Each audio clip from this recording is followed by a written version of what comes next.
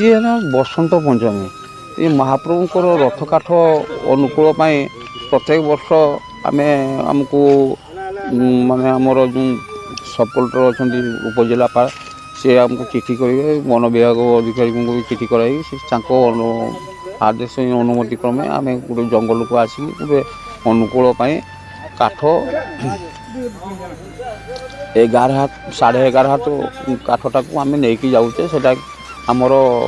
18 नायिका हो पार देखो गछटा काटा पूर्व आम आमर जमीका गोटे गचर गोटे माने अंग कटिगले कष्ट हुए गोटे गछटा मूलू काटा हो माने केते कष्ट नहीं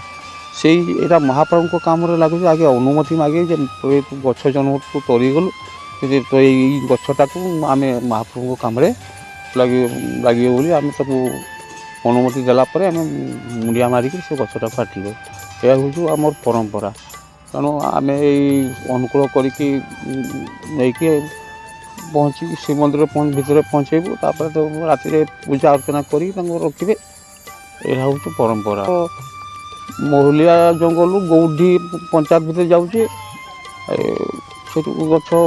पाई सिलेक्शन करके नेलु यहाँ आपंकर नंदीघोष रथ लगे 18 नायिका नंदीघोष लगे।